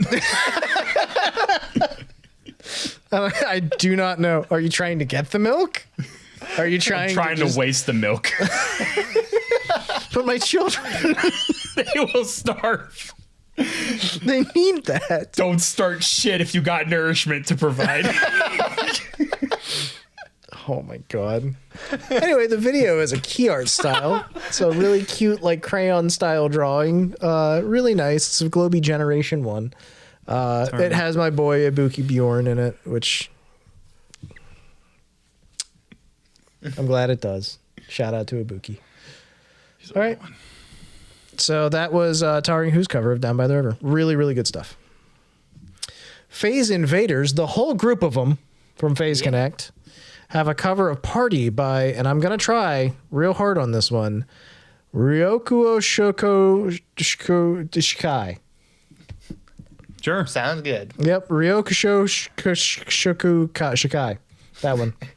That's a really long name is what that is. Either way, it's a pop song with lots of horns in it. They're actually good singers.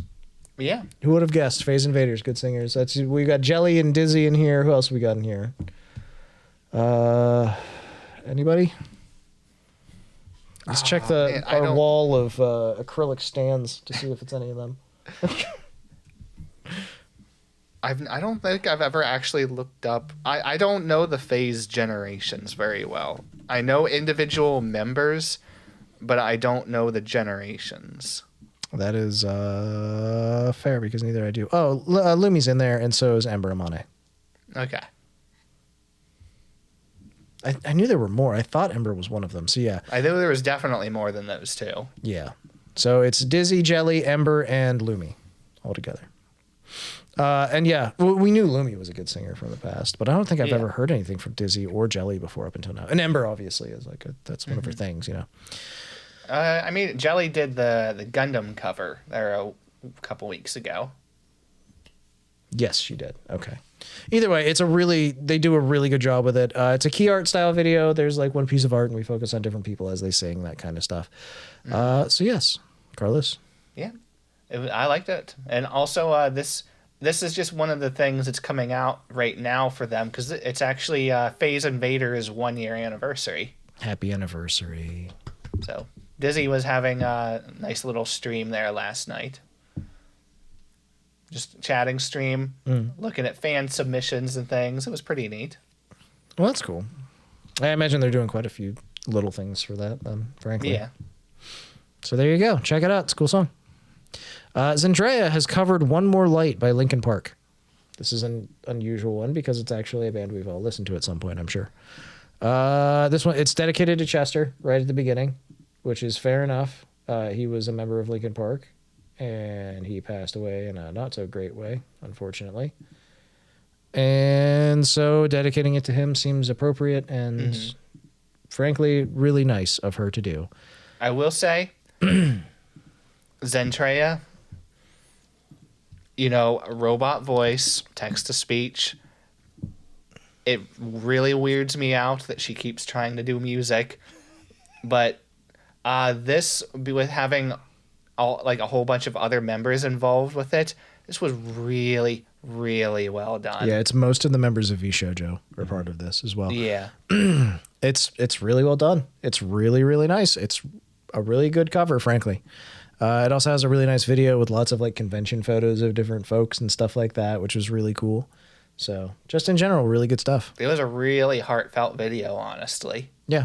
I think this one technically came out like before last week, but I think we missed it. So there's already a couple of things that we're probably gonna have to talk about next week's episode. It didn't make it for this week. yeah, exactly. Like I said earlier, like Mint and Doki are streaming together right this moment. So it's like, Yeah. what can we do? I mean, hey, it just is what it is. So why don't we talk about our favorite stream moments of the week then? Okay, did you have something, Cameron? No.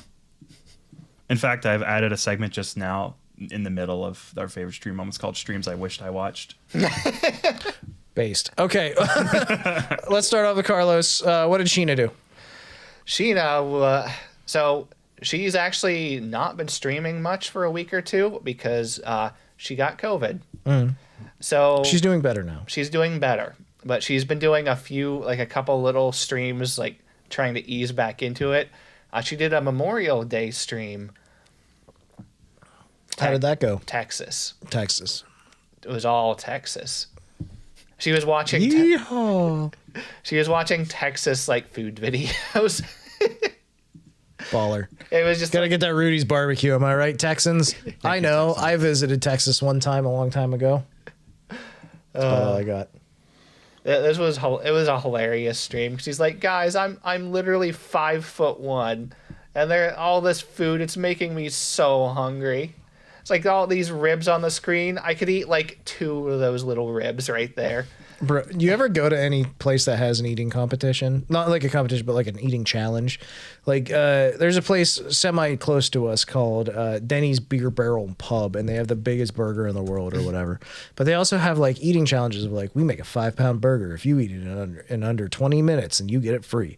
We have a 10-pound burger. If you eat it in under an hour, it's free. We have a 40-pound burger. If you and 4 people and 1 elephant eat it in less than 35 minutes, like, you know. What's the elephant got to do with it? He's helping. He gets the vegetables. So like they have these challenges, right? And every time I see the list of winners of like these challenges, it's always the skinniest women you've ever seen. And I don't know how or why, but it's like there's just some like really scrawny women that just like for some reason they can eat huge amounts of food. I've never understood it. There's one guy I've watched a lot of his videos on YouTube. LA Beast. It's I think it's Beard Meats Food. I think his name was. I was gonna say, for me, it's always LA Beast or Badlands Chugs, which is just so good. Anyway, This guy's from I think he's from the UK. But I've watched some of his videos, and some of his videos legitimately make me sick. oh God, yeah. Because I watched one of them. I think it was a 70-ounce meat challenge. He won. Like 70 ounces of meat. Like, that was just disgusting to watch. Especially since every single one of his videos, he won't use utensils. He uses his fingers for everything. LA Beast does that shit too. He does. If you ever want to feel like so deeply uncomfortable, LA Beast has a video where he does an ice cream eating competition, and he like passes out halfway through from the brain freeze. Like he's just like it hurts so bad he doesn't know what to do. He literally like collapses and like he just like falls apart. It's just insanity. Oh man. Anyway, that's just eating competitions are fucked. They're so weird. Oh man. What were we talking about? Anyway, Sheena's stream was not quite like that. She was just watching some good old Texas barbecue videos and commenting on them, having a great time. Hell yeah. Oh man, apparently she lost 8 pounds and says this stream will help her gain it back. Yeah. There you go. Getting that sick will do that to you, especially since she said one of the things that happened was she did in fact lose her taste. Oh yeah.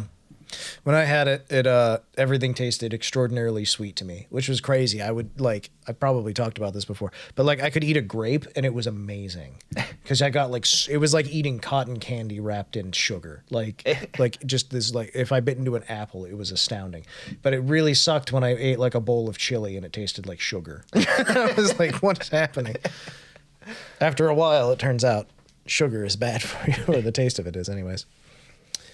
Anyways, Jelly played Vim Adventures. Is this the Vim Adventures of computers and technology or something? Yes. Oh, I see. Oh, no. Did you not like that joke? I can see somebody over there knows what Vim is.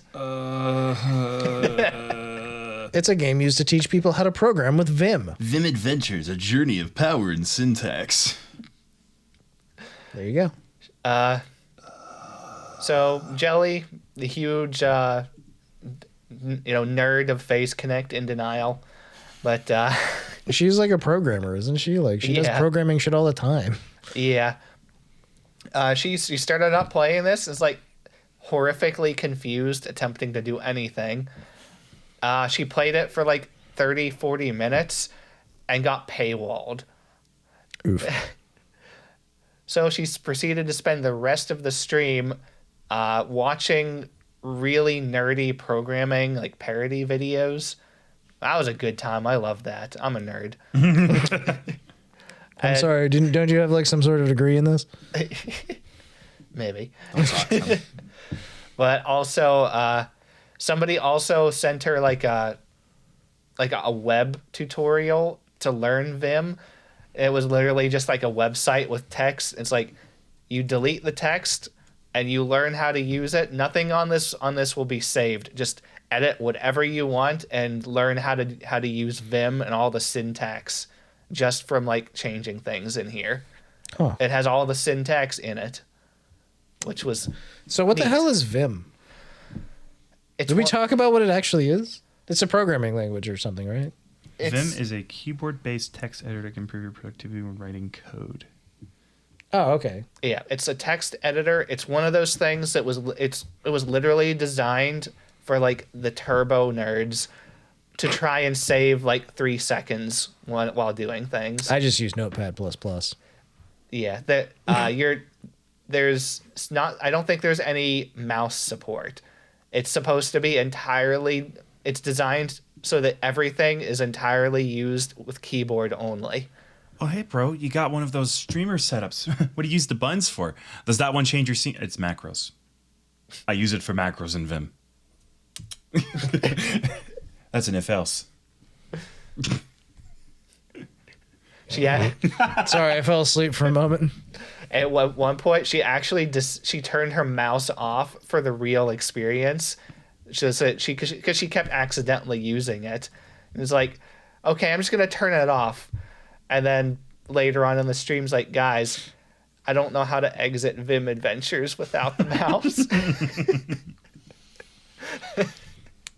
Now, not being a turbo nerd at all myself, I've never had the experience of coding in a purely text environment, but I may have one or two servers sitting around my house that are running in purely text. Like they're just terminal, they're headless servers. They're just Linux boxes that are, you open the text and you SSH to it. And like, so at least I know that much. I know how that goes. Yeah. Secure shell. Don't worry about it. It's nerd shit. I wouldn't know. Anything else about Jelly playing Vim Adventures, though? We're just dicking around in Vim, as it turns out. See, people kept she kept trying to find like alternatives to the game after she got paywalled. He's like, guys, I can't use any of these. These things all require that it be installed into my computer's terminal, and I don't want to stream my terminal. So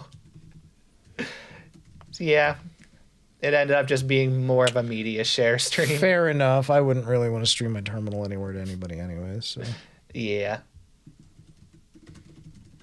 Okay. Now I'm going to jump in with some of mine. Starting with Kiri Kilovolt's Star Sprint. This is her new weekly show that she's doing. That's really cool.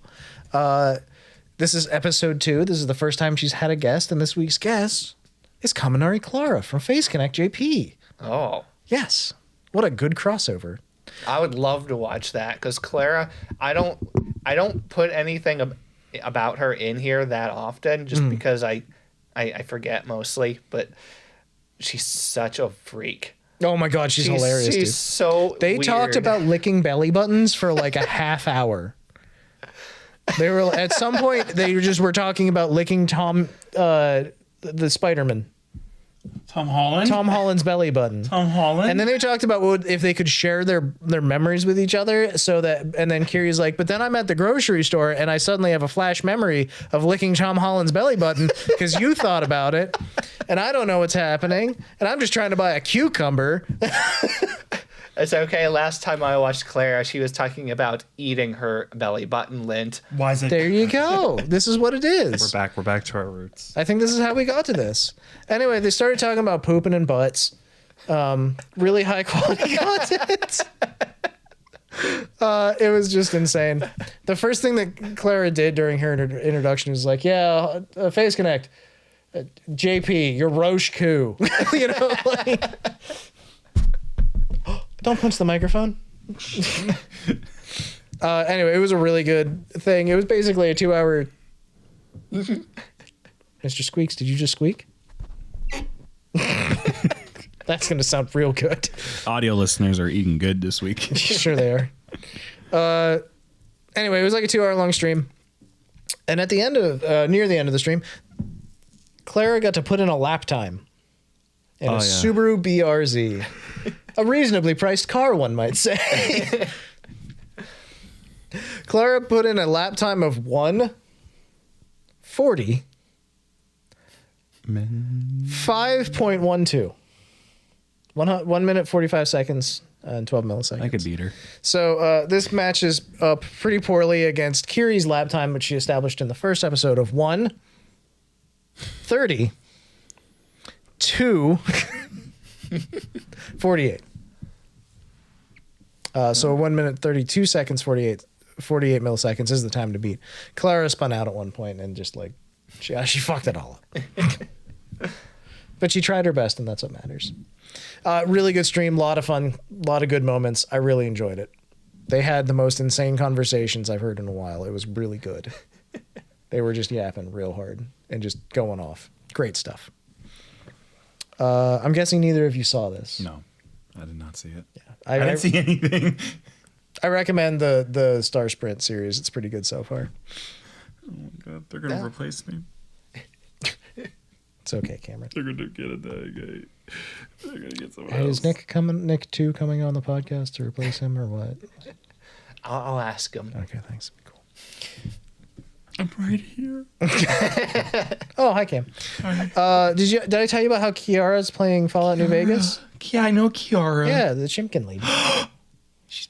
She's playing Fallout New Vegas right I know now. that game. It's a good game. She played it one time, so she only has 8 hours in it. Oh yeah. It's she's doing well. What a surprise from the girl that has played entire whole JRPGs on stream. Yeah.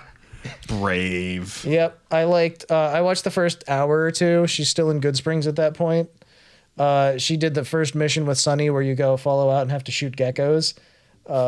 At one point, they clear out the second of 3 water wells. Kiara runs up to loot the geckos and take their gecko meat, turns around, and Sunny is gone. She wanders around for a minute trying to find Sunny and gets a message that she's failed 3 missions because Sunny got killed by geckos.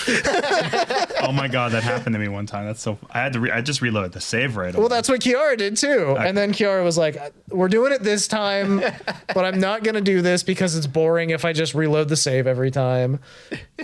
But it's like she'd been playing for less than an hour at this point, so she was like, "But I'll do it this time." And I was laughing really hard because the chat was like, "No, live with your consequences." Anyways, she also had like a strong debate with her chat about whether she should take Wild Wasteland, and Yeah, always. she ended up not taking it because she didn't trust chat. It's just a plus. Yeah, I know. It just makes the game better. But do you trust chat when they tell you that? No. That's right. You don't. That's the smart thing to do. Even in this case, like, you're right. Like, it would have been added. There's a very good chance that if you do the opposite of what chat tells you, it's probably the right thing. Most of the time, yeah. So anyways, it's been a pretty good stream so far. Like I said, I've only watched not all of it, not even close, good lord. But I've enjoyed what I've watched so far. She's funny. I like her. I like her a lot. Michi Mochievee, though, has played Euro Truck Simulator. She mentioned how she used to have a friend that got really into Euro Truck Simulator. And her friend was nuts. Her friend was nuts. Nuts, Cameron. Yeah. Nuts. Anyways, she couldn't decide what to play. She was originally going to play The Sims 4, and then she realized that it was like $800 of DLC, and she was like, fuck that. She was like, what do we want to play? And then eventually Truck Simulator came up. She bought Euro Truck Simulator and then put on a Stetson cowboy hat and spoke with a Southern American accent instead of buying fucking American Truck Simulator. And while funny, I also can't explain how angry it made me. But also it was really fucking funny. And then she just drove around like Europe while speaking with a Southern American accent. I loved it. It was fucking art. It was theater. She also spent like 15 minutes while the game downloaded just fucking around and like adding different things to her model. So she had like this little she had like a Little Tikes car that would just like summon down to her, and she was like, time to truck. It was very dumb. I liked it a lot. I may have been playing Spyro at the time while I was watching this, by the way. I don't know what it is about Truck Simulator streams. It always turns into gold. Yeah, it's just phenomenal, frankly. Especially the first, few times people play it because they have no idea what the hell they're doing. Yeah. That's all I watched. Cameron, what do you wish you watched? Hello, everyone. This is Cameron again, your wistful friend from beyond the veil. And this week on what Cameron wished he did watch instead of the various other activities he did this weekend, parentheses, most of them sad, Cameron wished he had watched a streamer he already likes. That's right. Vinny Vinesauce of Vinesauce fame and acclaim has done a collaborative stream that enters our sphere. I try to avoid bringing up Vinny all the fucking time because he's my flesh-based tuber I watch extremely often as any VTuber, if not more. And I've been watching since like second year of high school. And I'm probably going to meet him at Too Many Games. Hi, Vinny. Thanks for watching the show. He'd fucking know. So I avoid bringing him up, but the lineup for this one's kind of nuts. So it's Vinny on Team Flesh Tubers. They're playing Left 4 Dead 2.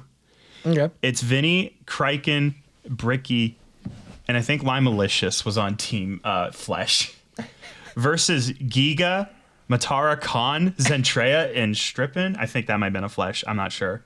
So like that kind of made me go like, oh, Vinny Vinesauce is now going to speak with Matara Khan. What? We're getting the V Shoujo integration now. Yeah, like it's getting more aggressive. It's because he's friends with Lime Malicious and Giga. Like he and Giga talk every once in a while. They get into like very aggressive Italian conversations. So I wish I watched more of this so I can report back on things that occurred in it. I watched like the first 3 minutes and I got tugged away. I'm a very busy man, unfortunately, of a lot of not optional events that occur in my life. But I read from the comments that most of the VTuber people didn't know how to play the game at all. It's a strong start. Which was a little shocking. Especially in versus Left 4 Dead 2. Yeah, I'm imagining it wasn't fucking Matara. I think, I don't know. She strikes me as someone who's good at vidya. She's really good at talking.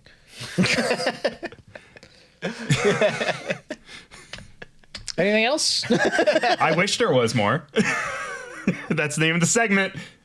Well, thank you, Cameron. We appreciate your contributions this week. This is my last episode. No. You've earned another week at least. Oh, boy.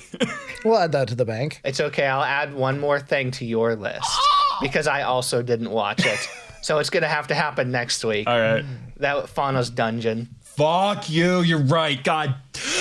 I watched a little bit of it. It was really funny. And Crony had to say, Jadon, my soul.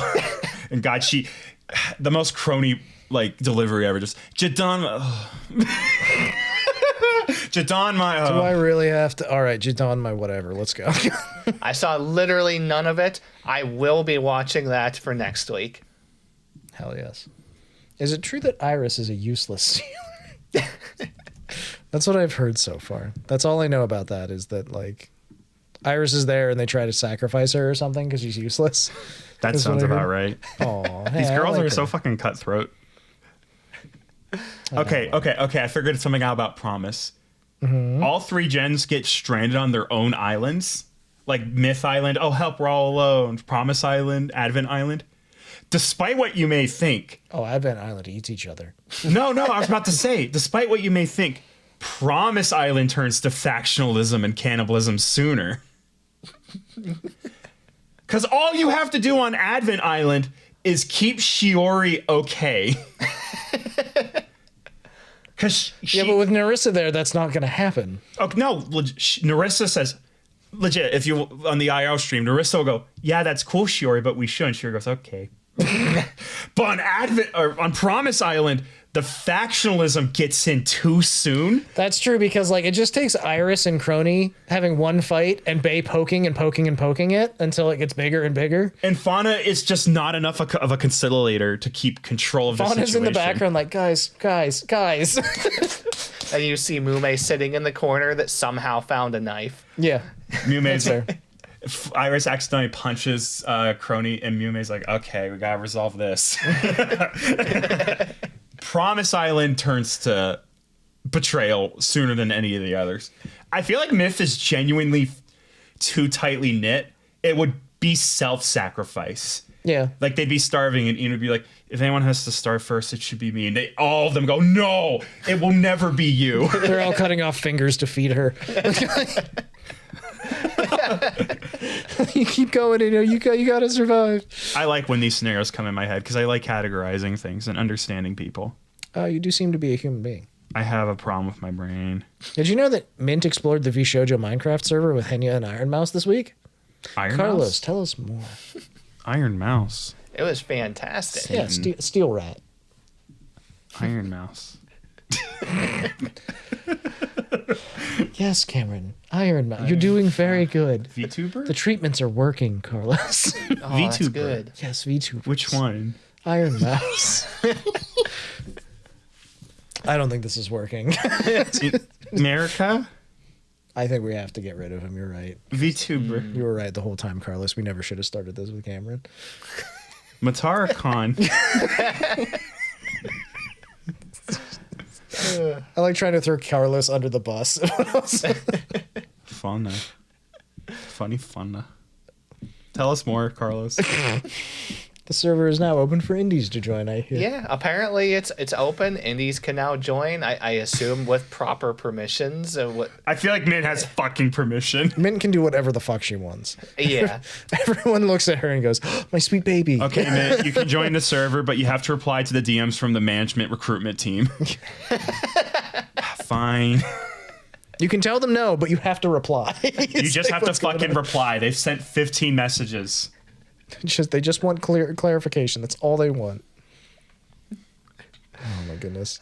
Well, anyway, the server that they have for this, like it's turbo modded. Excellent. There's so much mods in this. One of the most hilarious things that happened in this all the time was they have a mod in the server that lets you grab people and drag them.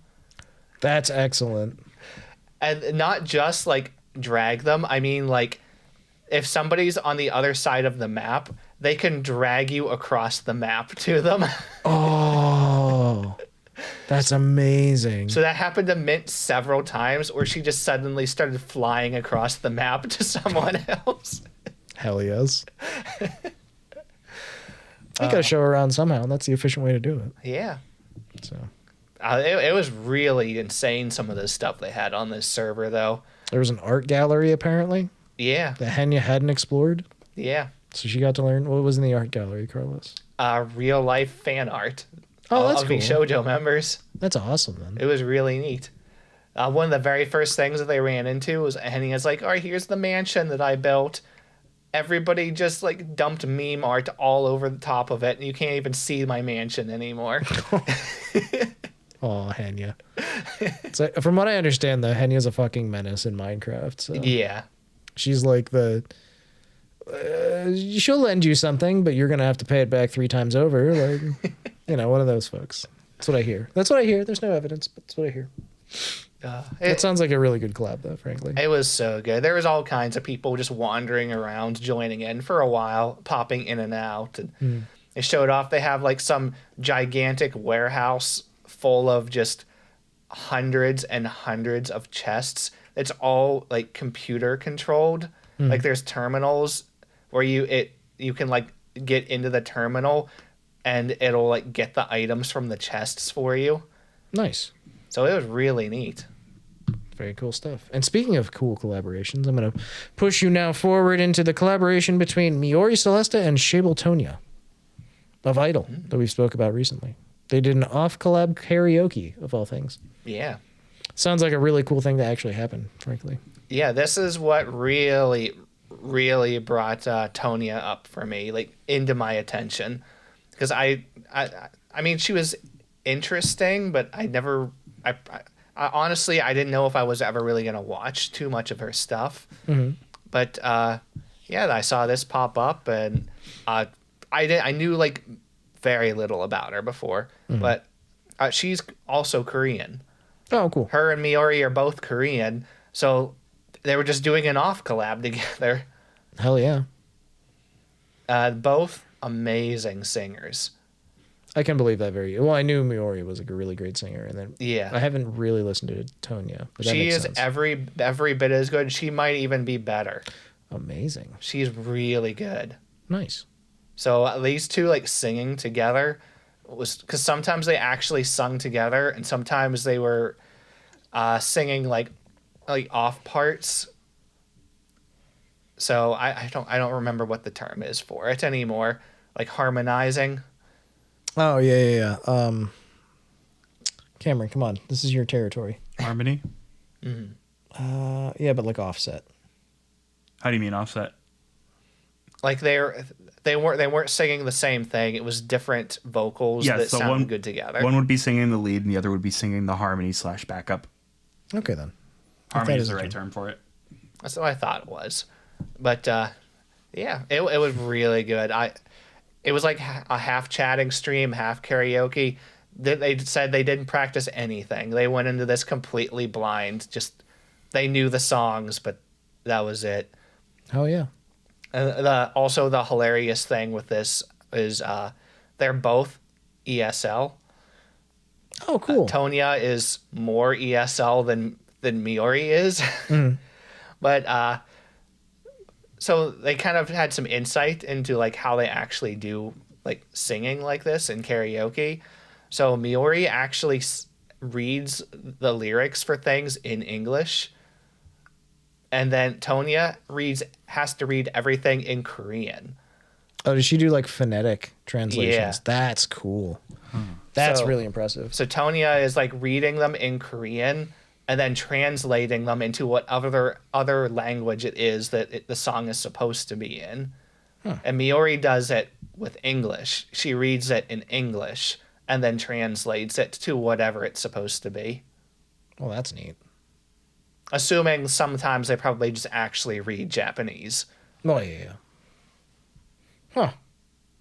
Well, that's cool. It sounds like a really interesting collaboration, and it's sort of like you said, it provided really interesting insights for them. Yeah. Frankly. So, and if you'd like really interesting insights about us, there aren't any. Sorry, but you can still chat with us and stuff. I'm a very boring person. I'm a sad person. I'm here. I'm happy. I'm not very smart. Let's go. Yeah, stupid. Well, all right.